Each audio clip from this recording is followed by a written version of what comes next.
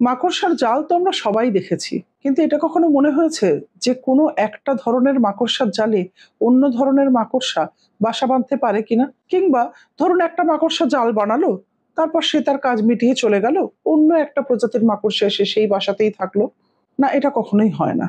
এক প্রজাতির মাকড়সার জালে অন্য প্রজাতির মাকড়সা কখনোই এসে বাসা বাঁধে না, কিছু ব্যতিক্রম ছাড়া। ব্যতিক্রমটা পরে বলছি।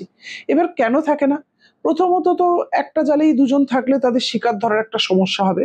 সেটা তো সেই মুহূর্তের সমস্যা। এছাড়াও যেটা হয় সেটা হচ্ছে যে, যেকোনো মাকড়সাই না অন্য ধরনের মাকড়সার প্রতি কিন্তু খুবই আক্রমণাত্মক হয়ে থাকে। অর্থাৎ কেউ যদি তার জালে আসে, যে মাকড়সা জাল বানিয়েছে সে আক্রমণ করবেই। ৩ নম্বর কারণটা এক্কেবারে রাসায়নিক কারণ। প্রতিটি মাকড়সার জালে বিশেষ এক ধরনের রাসায়নিক থাকে যার গন্ধ টের পাওয়া যায়। সেই গন্ধটা মানুষ হয়তো টের পায় না, কিন্তু অন্য মাকড়সার প্রজাতি টের পায়। ফলে তারা কখনোই এসে অন্য মাকড়সার জালে থাকে না। এবার ব্যতিক্রম কি? কিছু ক্লেপ্টোপ্যারাসাইটিক মাকড়সা আছে।